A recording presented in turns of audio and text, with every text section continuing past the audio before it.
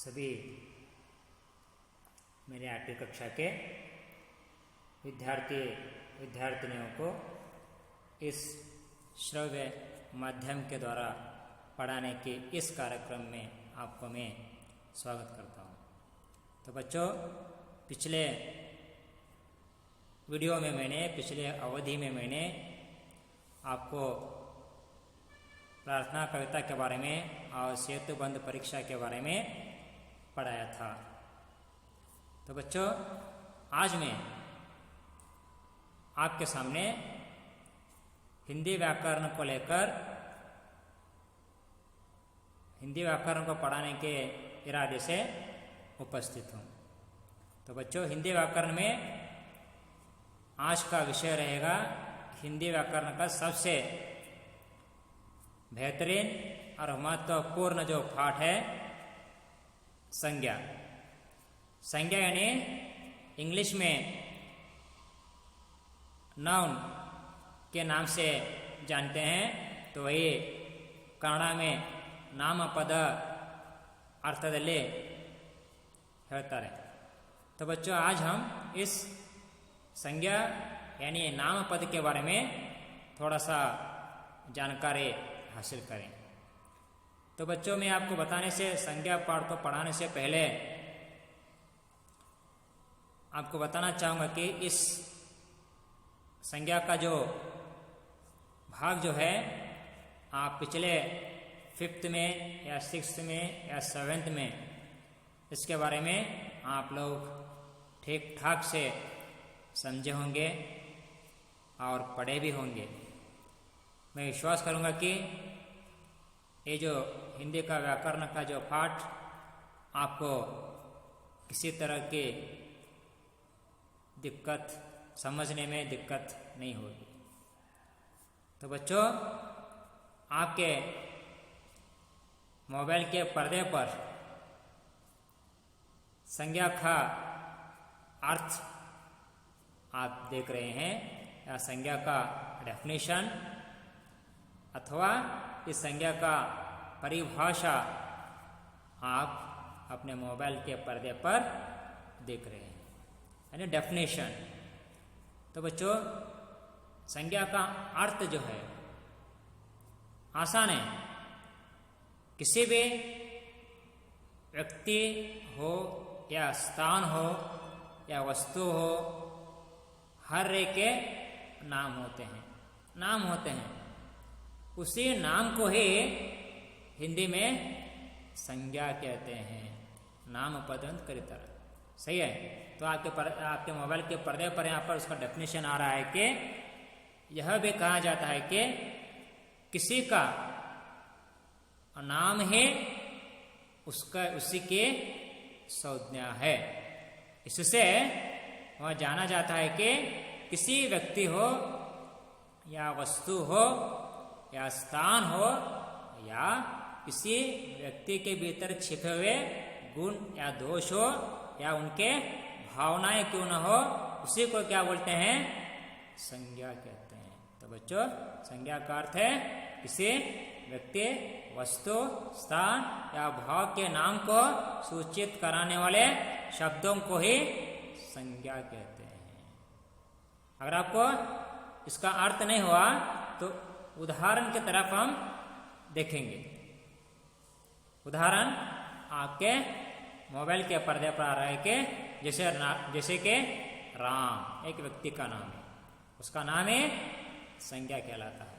उसी तरह से श्याम, उसी तरह से देशों का नाम जैसे कि भारत, जैसे कि जापान, जैसे कि वस्तुओं के नाम मेज, कुर्सी, कलम, ये सभी क्या है? संज्ञा के भीतर आने वाले कुछ उदाहरण। जैसे कि त्योहारों के नाम, होली क्यों ना हो, दिवाली त्योहार क्यों ना हो, सही है। ये त्योहारों के नाम होने की वजह से ये संज्ञा कहलाते हैं। उसी तरह से गंगा, यमुना, ये जो है नदियों का नाम, सही है। ये भी संज्ञा के भीतर आने वाले कुछ उदाहरण। वैसे ही दिशाओं के नाम पूरब, पश्चिम इत्यादि अनेक उदाहरण आप संज्ञा के भीतर लिख सकते हैं। जैसे कि मैंने बताया, किसी व्यक्ति, वस्तु, स्थान या भाव के नाम को सूचित कराने वाले या बताने वाले या हमें मालूमात कराने वाले शब्द क्या कहलाते हैं? संज्ञा कहलाते हैं। बच्चों याद रखो, अभी तक मैंने बताया उदाहरण जो है सही है। अभी उन उदाहरण को वाक्यों के रूप में किस तरह से दिया जाता है। दिन निकल आया, सही है। पक्षी चहचहाने लगे, पक्षी क्या है? उसका नाम है पक्षी, सही है। वैसे ही राम विद्यालय जाने की तैयारी करने लगा, ठीक है। विद्यालय यानी राम, विद्यालय जो है ये जगह है, बड़ा पाठशाला है। उसी तरह से राम क्या व्यक्ति का नाम है, ये दोनों क्या है? संज्ञा के भीतर आते हैं। वैसे उसी तरह से सूर्य के रोशनी से, जब सूर्य किरणें पड़ती है, जब रोशनी पर पड़ने के बाद रोशनी छा जाती है, उसी तरह से पूरा बगीचा सौंदर्य से खिल उठता है। देखो, इस तरह से आप वाक्य की रचना कर सकते हैं। किसके जरिए? इन उदाहरणों के जरिए। सूर्य के रोशनी से उपवन को सौंदर्य में खिल उठता है। सूर्य, रोशनी, उपवन, सौंदर्य क्या है? ये सभी संज्ञा के भीतर आने वाले शब्द है। इन शब्दों के सहारे वाक्य की रचना करने की कोशिश यहाँ पर की गई है। आप अपने मोबाइल के पर्दे पर इसके बारे में आप देख भी सकते हैं और जान भी सकते हैं और पढ़ भी सकते हैं। आगे बढ़ूंगा कि मैं संज्ञा के भेद, सही है। टाइप्स ऑफ नाउन, नामपदದ प्रकारಗಳು। आपके मोबाइल के पर्दे पर आ रहा है कि संज्ञा के भेद। देखो, संज्ञा के भेद, सही है। पहला वन रहेगा व्यक्तिवाचक, जातिवाचक, भाववाचक। आमतौर पर इस संज्ञा में 3 प्रमुख भेद कहलाते हैं: व्यक्तिवाचक, जातिवाचक, भाववाचक। ये होने के बाद जातिवाचक के और 2 हैं, द्रव्यवाचक और समूहवाचक। और जातिवाचक में आने की वजह से उनको संज्ञा में ही काउंट गिना गया है, इसलिए संज्ञा के 5 भेद कहलाते हैं। कुल मिलाकर प्रमुख तौर पर संज्ञा में 3 भेद हैं: व्यक्तिवाचक, जातिवाचक और भाववाचक। समझे?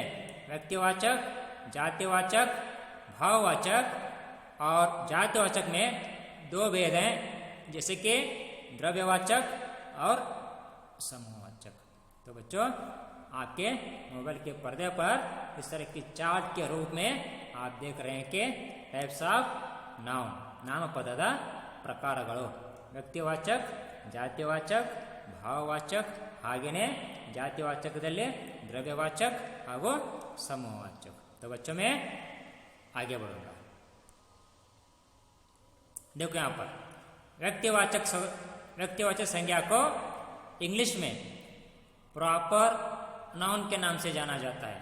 व्यक्तिवाचक संज्ञा को प्रॉपर नाउन के नाम से जाना जाता है. तो वही जातिवाचक संज्ञा को कॉमन नाउन के नाम से जानते हैं.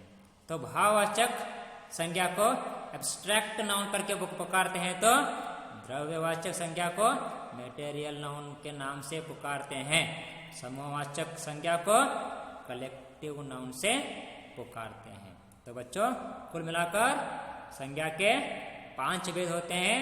और आपके मोबाइल के पर्दे पर आपको दिख रहा है कि व्यक्तिवाचक संज्ञा, जातिवाचक संज्ञा, भाववाचक संज्ञा, द्रव्यवाचक संज्ञा और साथ ही साथ समूहवाचक संज्ञा. ये जो है संज्ञा के प्रमुख भेद. तो बच्चों, मैं आगे बढ़ूंगा. पहला वन व्यक्तिवाचक संज्ञा. तो बच्चों, व्यक्तिवाचक संज्ञा किसे कहते हैं? सही है. तो प्रश्न उद्भव होगा कि व्यक्तिवाचक संज्ञा किसे कहते हैं? तो बच्चों गौर करो, जो मैं आपको यहाँ पर विवरण दे रहा हूं, मेरे विवरण की तरफ थोड़ा सा गौर करो, ध्यान दो। बताने का तात्पर्य है, जिन नामों से, जो भी नाम क्यों ना हो, जो भी नाम क्यों ना हो, जिन नामों से सिर्फ एक जाति, वो जाति मनुष्य का भी जाति हो सकता है, प्राणियों का भी जाति हो सकता है, वस्तुओं का भी जाति हो सकता है, लेकिन आपको यहाँ गौर करना है कि व्यक्तिवाचक संज्ञा, व्यक्तिवाचक संज्ञा के बारे में पढ़ते वक्त जिन नामों से एक जाति के भीतर के, एक ही जाति के भीतर के किसी एक ही व्यक्ति, अभी मनुष्य का एक जात है, सही है, मनुष्य के जात में हर कोई आते हैं, सही है, बूढ़े भी आते हैं, बच्चे भी आते हैं, हर कोई आते हैं मनुष्य के जात में। बताने का तात्पर्य क्या है, इस मनुष्य के जात में किसी एक व्यक्ति के बारे में, विशेष व्यक्ति के बारे में बताने वाले शब्द जो होते हैं, अभी मैंने बताया व्यक्तियों का मनुष्य का जात में, सही है, तो यहाँ पर विवेकानंद है, भगत सिंह है, सुभाष चंद्र बोस है, बाल गंगाधर तिलक है, ये सभी क्या है, मनुष्य जाति में आते हैं। लेकिन हमें क्या है, जिन नामों से एक जाति के भीतर के, एक ही जाति के भीतर के किसी एक व्यक्ति के बारे में, सही है, एक व्यक्ति के बारे में या वस्तुओं के बारे में या स्थान के बारे में जो मालूम कराने वाले जो शब्द होते हैं, उन्हें क्या कहते हैं, व्यक्तिवाचक संज्ञा कहते हैं। यहाँ पर बताए गए हैं जिस शब्द से, तो बच्चों मैं आपको जो यहाँ पढ़ा रहा हूँ शायद समझ में आ रहा होगा, जिन नामों से एक ही जाति के, एक ही जाति के, उस जाति के भीतर के किसी एक व्यक्ति के बारे में, चाहे मनुष्य जात क्यों ना हो, प्राणियों के जात क्यों ना हो, समुद्र का समूह क्यों ना हो, दिशाओं का नाम क्यों ना हो, उन सारे में किसी एक के बारे में जो बताते हैं, बताने वाले शब्द को क्या बोलते हैं, व्यक्तिवाचक संज्ञा कहलाते हैं। सही है, तो देखो यहाँ पर आपके मोबाइल के पर्दे पर उसका अर्थ और कुछ उदाहरण के तौर पर यहाँ पर दिया गया है। तो जिस शब्द से मैंने बताया, जिस शब्द से किसी एक विशेष वस्तु क्यों ना हो या किसी विशेष व्यक्ति क्यों ना हो, उनके बारे में जो हमें मालूम कराने वाले या सूचित कराने वाले या पता कराने वाले जो शब्द होंगे, वो व्यक्तिवाचक संज्ञा के भीतर आते हैं। तो उन्हें क्या कहते हैं, व्यक्तिवाचक संज्ञा कहते हैं। तो बच्चों मैंने बताया उसका अर्थ। नीचे देखेंगे कुछ उदाहरण। अभी मैंने बता रहा था कि पढ़ाते वक्त एक जाति के भीतर के किसी एक व्यक्ति के बारे में पढ़ा रहा था, यानी इसका अर्थ है यहाँ पर मनुष्य का एक जात है, उनमें आने वाले किसी एक विशेष व्यक्ति, विवेकानंद, सही है, भारत के श्रेष्ठ सन्यासी विवेकानंद, उसी तरह से भगत सिंह, सही है, सुभाष चंद्र बोस, बाल गंगाधर तिलक, रामश्याम, ये सभी क्या है, मनुष्य जात में आने वाले एक विशेष व्यक्तियों का नाम मैंने बताया। सही है। उसी तरह से समुद्र के नाम, किसी एक समुद्र के बारे में, जैसे कि अगर आप प्रशांत महासागर के बारे में बता रहे हैं तो वो व्यक्तिवाचक संज्ञा कहलाएगा। अगर पूरे समुद्र के बारे में बता रहे हैं तो वो जातिवाचक में आ जाएगा। कंफ्यूज मत होना। समुद्र, किसी एक समुद्र के बारे में बता रहे हैं तो व्यक्तिवाचक संज्ञा कहलाएगा। सही है। अगर किसी एक व्यक्ति के बारे में बता रहे हैं, व्यक्तिवाचक संज्ञा कहलाएगा। अगर पूरे व्यक्तियों के बारे में बता रहे हैं, वो जातिवाचक संज्ञा में आएगा। तो बच्चों समुद्र के नाम देखो, प्रशांत महासागर, हिंद महासागर, काला सागर, भूमध्य सागर, ये जो है समुद्र के नाम। आप किसी एक समुद्र के बारे में यहाँ पर चर्चा करें तो वो व्यक्तिवाचक संज्ञा के भीतर आएगा। उसी तरह से दिशाओं के नाम, जैसे कि पूर्व क्यों ना हो, पश्चिम क्यों ना हो, उत्तर क्यों ना हो, दक्षिण क्यों ना हो, अगर आप इन दिशाओं में से किसी एक विशेष दिशाओं के बारे में चर्चा करेंगे, वो व्यक्तिवाचक संज्ञा के भीतर आने वाले उदाहरण कहलाएगा। उसी तरह से देशों के नाम, पूरा देश एक जात है, वो पूरे देशों के बारे में चर्चा करते हैं तो व्यक्ति जातिवाचक में आएगा। लेकिन यहाँ पर देशों के नाम देखा जाए, भारत, अमेरिका, चीन, बर्मा, पाकिस्तान, अगर आप किसी एक देश के बारे में अगर आप चर्चा करते हैं वो व्यक्तिवाचक संज्ञा कहलाएगा। तो कुल मिलाकर बच्चों याद करो, जिन शब्दों से या जिस शब्द से एक जाति के भीतर के किसी एक व्यक्ति क्यों ना हो, किसी एक वस्तु क्यों ना हो, उनके बारे में बताने वाले शब्दों को व्यक्तिवाचक संज्ञा कहलाएगा। तो मैंने बताया आप लोगों को पर्वतों के बारे में, सही है, पर्वतों का एक जात। अगर मैं सिर्फ वहां पर हिमालय पर्वत के बारे में बताया तो हिमालय क्या है, व्यक्तिवाचक संज्ञा में आ जाएगा। अगर ऐतिहासिक स्मारकों के बारे में, ऐतिहासिक स्मारकों में ताजमहल के बारे में मैंने बताया तो ताजमहल व्यक्तिवाचक संज्ञा में, या गोल गुंबज के बारे में बताया, गोल गुंबज व्यक्तिवाचक संज्ञा में आया। अगर नगरों का नाम बताया, समझो मुंबई, बीजापुर, बेंगलुरु, ऐसे बहुत सारे महानगर हैं, तो किसी एक महानगर के बारे में अगर हम चर्चा करते हैं वो व्यक्तिवाचक संज्ञा के भीतर आएगा। तो बच्चों मैं विश्वास करूंगा कि ये व्यक्तिवाचक संज्ञा के बारे में आप बहुत अच्छी तरह से जानकारी हासिल कर रहे होंगे। तो मैं आगे बढ़ूंगा जातिवाचक संज्ञा की तरफ। देखो आपके मोबाइल की स्क्रीन पर आ रहा है कि जातिवाचक संज्ञा ने कॉमन नाउन, इसका परिभाषा क्या है, इसका डेफिनेशन क्या है, हम थोड़ा सा जानकारी हासिल करेंगे। तो जातिवाचक संज्ञा क्या कहते हैं। जातिवाचक और व्यक्तिवाचक के भीतर इतना अंतर है कि पहला गौर करो, दोनों के भीतर क्या अंतर हो सकता है। व्यक्तिवाचक यानी एक ही जाति के भीतर के किसी एक व्यक्ति क्यों ना वस्तु के बारे में बताने वाले शब्द व्यक्तिवाचक। लेकिन जातिवाचक में क्या है, पूरे जाति आएंगे, सही। अभी मनुष्य आए तो पूरे मनुष्यों के बारे में बताने वाले, समुद्र आया तो पूरे समुद्रों के बारे में बताने वाले, पर्वत आए तो पूरे पर्वतों के बारे में बताने वाले जो शब्द होंगे वो जातिवाचक कहलाएंगे। जिन नामों से एक ही जाति के, जिन शब्दों से या जिन नामों से एक ही जाति का वस्तु क्यों ना हो, प्राणियों का नाम क्यों ना हो या स्थानों का नाम क्यों ना हो, अगर हमें सूचित करते हैं या मालूमात कराते हैं या हमें मालूम होते हैं, ऐसे शब्दों को हम जातिवाचक संज्ञा कहते हैं। कुछ उदाहरण यहाँ पर मैं आपके सामने प्रस्तुत कर रहा हूं, जैसे कि मनुष्यों का जात, जैसे कि पशु पक्षियों का जात, सही है।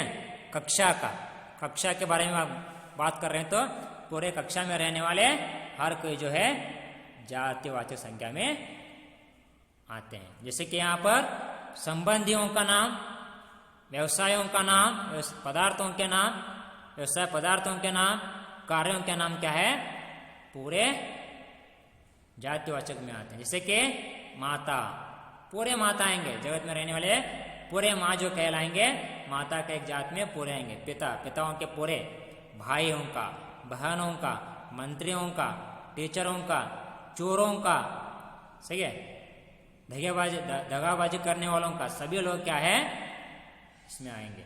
प्राकृतिक तौर पर देखा जाए बारिश, सही है, बिजली, ज्वालामुखी, भूकंप, आंधी आदि जो है इस जातिवाचक में आएंगे। वस्तुओं के नाम देखा जाए, पूरे कंप्यूटर या पूरे तरह तरह के रंग बिरंगे कुर्सियां होंगे, लेकिन कुर्सी बोले तो क्या है, एक ही जात में आएंगे और पूरे जातवाचक में आएंगे।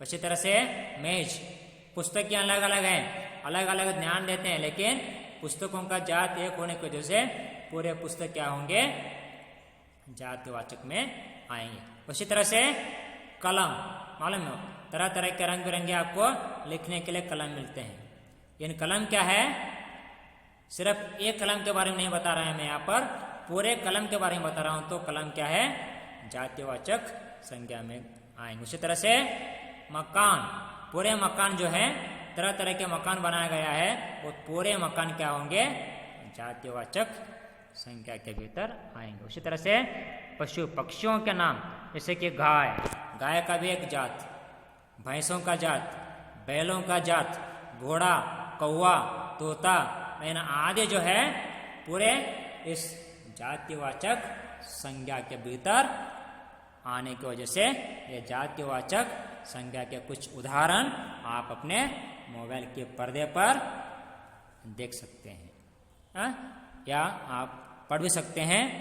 अगर आपको ना समझ में है, एक बार गौर करके ध्यान से क्या करो, पढ़ लो, आपको समझ में आएगा। सिर्फ इतना जानकारी हासिल करो कि व्यक्तिवाचक और जातिवाचक किसे कहा जाता है, सही है, तो आपको अपने आप मालूम हो जाएगा। व्यक्तिवाचक सिर्फ एक जाति के भीतर के किसी एक व्यक्ति के बारे में बताना, वही तो जातिवाचक बोले तो एक ही व्यक्ति के बारे में नहीं बताना, बल्कि पूरे जातियों के बारे में जो कहना जो कहते हैं, उन सारी वस्तुएं क्या होते हैं, इसके भीतर आते हैं। तो मैं विश्वास करूंगा कि बच्चों आपको ये जातिवाचक संज्ञा के बारे में ठीक से आप समझ रहे होंगे। तो मैं आगे की और आपको ले चलूंगा कि भाववाचक संज्ञा, एब्स्ट्रैक्ट नाउन। इस शब्द से क्या है, जिन शब्दों से किसी व्यक्ति क्यों ना हो, किसी व्यक्ति, वस्तु या स्थिति या भाव या दया आदि के बारे में पता चलता है, उसे क्या बोलते हैं, भाववाचक शब्द। भाव यानी भाव निरंतर करने वाला, फीलिंग्स।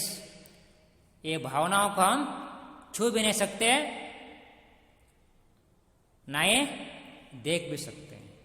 यानी ये भाववाचक संज्ञा क्या है, सिर्फ हम उसका महसूस कर सकते हैं, अनुभव कर सकते हैं। जो हमारे अनुभव में आएगा वो भाववाचक संज्ञा में आते हैं। जैसे कि मैंने बताया, जिन शब्दों से किसी वस्तु क्यों ना हो, किसी स्थिति क्यों ना हो, या कुछ व्यक्ति के भीतर छिपे हुए कुछ भावनाएं क्यों ना हो, उनके बारे में बताने वाले जो शब्द होंगे वे भाववाचक संज्ञा कहलाते हैं। तो उदाहरण के तौर पर देखा जाए, क्रिया से घबराहट, जब घबराहट होता है, सही, उसका अनुभव करते हैं, ये जो है भाववाचक कहलाता है, यानी अनुभव में आता है।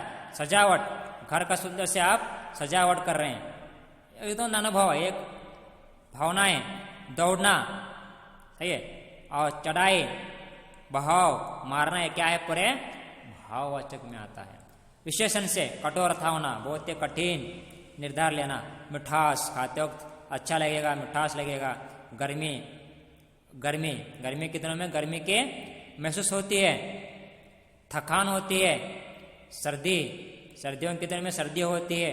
कुछ लोग बहुत चतुर होते हैं, चतुराई से काम करते रहते हैं। आदि जो है इस भाववाचक संज्ञा के भीतर आते हैं। कुल मिलाकर आपको बताना है तो भाववाचक जिस संज्ञा शब्द से किसी वस्तु के बारे में या व्यक्ति के भीतर छिपे हुए गुण दोष के बारे में जो पता लगाते हैं वे भाववाचक कहलाते हैं। जैसे कि अपनापन, अनुभव में आता है। ममता, दिखता नहीं, ममत्व, अपनापन, निजत्व। जातिवाचक संज्ञा देखा जाए, बुढ़ापा, हर किसी को बुढ़ापा जाना है। लड़कपन, बचपन में जो करते हैं। मित्रता, निभाना है, सही है। चतुरता, ये आदि क्या है, भाववाचक संज्ञा में आते हैं।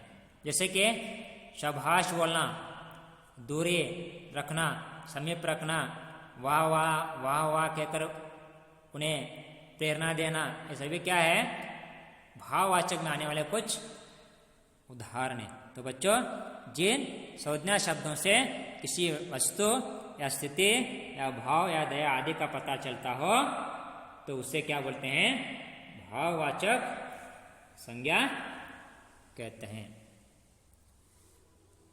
तो बच्चों आगे है आपके मोबाइल के पर्दे पर दिख रहा है कि समूहवाचक, आपको मालूम है, बताने की आवश्यकता नहीं रहेगा। भाववाचक, समूहवाचक संज्ञा, जिन शब्दों से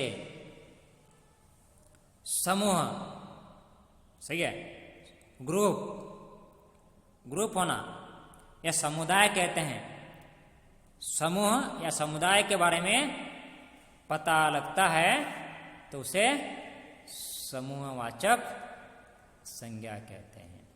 जिन संज्ञा शब्दों से किसी समूह के बारे में या किसी समुदाय के बारे में पता चले उसे समूहवाचक संज्ञा कहते हैं। तो बच्चों उदाहरण के तौर पर देखा जाए, सेना, सैनिकों के एक समूह, सैनिकों के एक समुदाय, ये समूहवाचक संज्ञा में आता है। ठोली, भीड़, विद्यार्थियों का भीड़, कुछ मंडलियों का भीड़, सही है, सभा जो करते हैं, ये सभी क्या है, समूहवाचक संज्ञाओं के भीतर आने वाले कुछ उदाहरण, यानी एक समूह के बारे में, एक ग्रुप के बारे में जो बताने वाले जो शब्द होंगे वे सभी समूहवाचक संज्ञा के भीतर आएंगे। जिन संज्ञा शब्दों से किसी समूह के बारे में पता चले उसे समूहवाचक संज्ञा कहते हैं। आप अपने मोबाइल के पर्दे पर इसके बारे में देख रहे हैं। अंतिम में जो है आपके मोबाइल के ऊपर आ रहा है कि द्रव्यवाचक संज्ञा, मटेरियल नाउन। तो द्रव्यवाचक संज्ञा किसे कहते हैं, उसका अर्थ देखें, जिन नामों से, सही है, जिन नामों से या जिन संज्ञा शब्दों से किसी द्रव्य, जो पतले जो होते हैं, पतले पदार्थों का बोध हो, उसे द्रव्यवाचक संज्ञा कहलाती। इन्हें मापतोल करने में इसका इस्तेमाल किया जाता है। द्रव्यवाचक संज्ञाओं को गिना नहीं जाता, इतना है उतना है नहीं, उनका सिर्फ मापतोल में उपयोग किया जाता है। जिन संज्ञा शब्दों से केवल सिर्फ मापतोल वाले वस्तुओं का बोध होता है उसे द्रव्यवाचक संज्ञा कहते हैं। आपको उदाहरण देखने के बाद इसका अर्थ आपको मालूम पड़ेगा कि जिन शब्दों से किसी द्रव्य पदार्थों के बारे में, सही है, द्रव्य पदार्थों के बारे में मालूम कराने वाले या सूचित कराने वाले जो भी शब्द होंगे वे पूरे द्रव्यवाचक संज्ञा के भीतर आते हैं। जैसे कि इन द्रव्यवाचक संज्ञाओं को कभी भी गिना नहीं जा सकता, सिर्फ मापतोल में इसका इस्तेमाल किया जाता है। इसलिए यहाँ पर कहने का तात्पर्य जो है, जिन नामों से हम सिर्फ मापतोल वाली जो वस्तुओं का इस्तेमाल करते हैं वो पूरे वस्तुएं जो है इस द्रव्यवाचक संज्ञा के भीतर आते हैं। तो बच्चों उदाहरण को देखने के बाद आपको मालूम पड़ेगा, दूध, दही, पनीर, तेल, सोना, चांदी, ये जो सभी जो है द्रव्यवाचक में आने वाले कुछ उदाहरण। तो बच्चों अभी तक मैंने आपके सामने संज्ञा का अर्थ, संज्ञा का भेद और उनके बारे में एक एक करके विवरण के साथ आपको पढ़ाने की कोशिश किया हूँ। तो बच्चों मैं विश्वास करूँगा कि जो मैंने आपके सामने जो पढ़ाया है इस श्रव्य माध्यम के द्वारा आप लोग सुने हैं, और मैं विश्वास करूँगा कि आप अपने मोबाइल के पर्दे के ऊपर जो इस तरह के संज्ञा के बारे में जो डेफिनेशन के रूप में दिया गया है, आप एक बार घर में पढ़ो, जानो और समझो, और एक बार अपने क्लास वर्क में इस संज्ञा के बारे में जैसे कि तैसे लिखने के कोशिश करें। तो बच्चों मैं विश्वास कर रहा हूं कि जो जो आपका विषय, हर एक विषय के बारे में इस तरह के वीडियोस भेजा जा रहा है, आप सारे वीडियोस को सुन रहे हैं और जो वर्क दे रहे हैं वो वर्क आप वफादारी से, प्रामाणिकता से लिख रहे हैं और समझ रहे हैं। तुरंत जब स्कूल शुरू होंगे तब तुरंत ये सारे नोट्सों के बारे में हम चर्चा करेंगे। तो बच्चों में आज अभी तक यहाँ तक संज्ञा के बारे में ग्रामर के हिंदी व्याकरण को लेकर आपके सामने मौजूद था। विश्वास करूंगा कि आप इसके बारे में अच्छे से समझे होंगे और इसका नोट्स भी आप कितना हो जल्दी हो सके उतना जल्दी आप क्लासवर्क में लिखने की कोशिश करें। मैं यहाँ तक इस अवधि को विराम देना चाहूँगा। धन्यवाद।